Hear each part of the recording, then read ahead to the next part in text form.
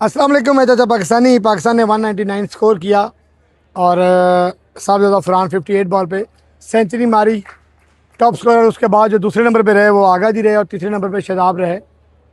लेकिन एक चीज़ बड़ी सरप्राइज़ है, आपने भी देखी होगी, हमने भी देखी, हमने तो अपनी आंखों से देखी और उसको फील भी किया कि बाबर आजम दूसरी विकेट के बाद ही पैड पहन कर बाहर आ गए थे और वो जाना चाह रहे थे।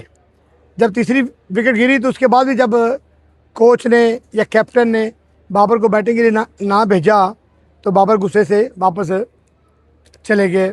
तो मेरा एक मासूम सा सवाल है अपनी मैनेजमेंट से कि अगर हमने बाबर को आज खिलाना था और उसको बैटिंग ही नहीं देनी थी तो फिर हम फ़खर जमान को क्यों ट्राई ना करते। यानी कि हमारे पास एक बेहतरीन ऑप्शन थी फ़खर जमान, हम उसको ट्राई करते।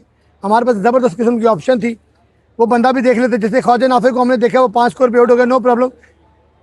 उसके ऊपर भी प्रेशर था पहले मैच का, वर्ल्ड कप के अंदर उसको जो है ना वापसी उसकी हुई है, तो वर्ल्ड कप के अंदर वो ख्वाजा नाफे को वो संभल नहीं सका। लेकिन एक मैच के अंदर बंदा जल्दी आउट हो जाए तो उस पर इतना को पहाड़ नहीं गिराना चाहिए।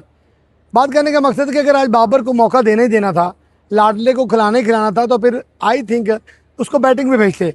इस टीम के खिलाफ उसको थोड़ा जल्दी बैटिंग में भेजते, पहले उससे ओपनिंग करवा लेते या 1 डाउन उसको भेज देते, आगा जी की जगह में भेज देते। क्योंकि अगर आप इतनी कुर्बानियाँ दे रहे हो उनके लिए, पूरे के पूरे पाकिस्तान की इज्जत को आप एक साइड पे रखकर आप उसको मौका दे रहे हो खेलने का, तो फिर उसको बैटिंग में भेजते। वो बंदा खेलता, वो बंदा परफॉर्म करता ना करता, आप उसको सेव करने के चक्कर में एक अच्छे खासे बैट्समैन को आप बेंच पे बैठा के और एक बंदे को आपने सिर्फ टीम के अंदर रखना है, भले उसको बैटिंग नहीं देनी।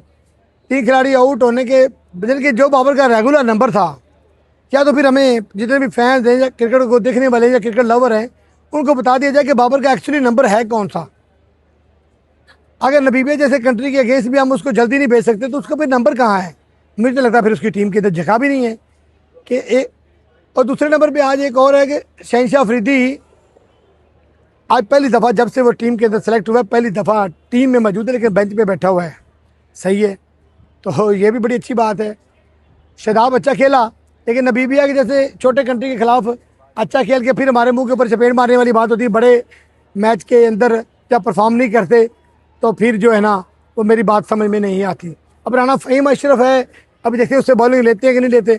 यानी कि मुझे इस चीज़ का बस मुझे सिर्फ सिंपल सा सवाल, इस सवाल का जवाब चाहिए कि क्यों, अगर आपने बाबर को टीम के अंदर लिया है तो बाबर को क्यों नहीं खेलने का मौका दिया, उसको बैटिंग में भेजते। भाई दूध का दूध और पानी का पानी हो जाता, हमें पता चल जाता कि वो कितने पानी में, वो कितनी उसकी अच्छी बैटिंग है, क्या करता है बंदा, कितना खेलता है बंदा, उसके अंदर पोटेंशियल क्या है, उसके अंदर पावर क्या है, वो बंदा मुल्क के लिए कुछ करता भी है कि नहीं करता। अगर नबीबिया जैसे कंट्री के अगेंस्ट भी उसको हमने बिठाना है तो मेरे ख्याल के अंदर मेरी समझ में ये बात बिल्कुल नहीं आ रही कि हम एक बंदा, एक विकेट, एक परफॉर्मर बेंच पे बिठाकर हम लोग क्या साबित करना चाहते हैं, हमारे मकासद क्या हैं, हमारी स्ट्रेटजी क्या है। आई डोंट अंडरस्टैंड कि यार हम सुपर 8 में अल्हम्दुलिल्लाह पहुंच चुके हैं, सुपर 8 में जा चुके हैं, हमने सुपर 8 में फाइट कैसे करनी है। पर फिर किसी को ये नहीं पता कि कौन सा प्लेयर किस नंबर पे आएगा, किसी को नहीं पता। किसी को ये नहीं पता कि मैं अगले मैच के अंदर कहाँ खेलूंगा। कोच साहब जिसको मर्जी बोले जा तू बेटा खेल, तू बैठ जा भाई, तू बैठ जा भाई, तू बैठ जा।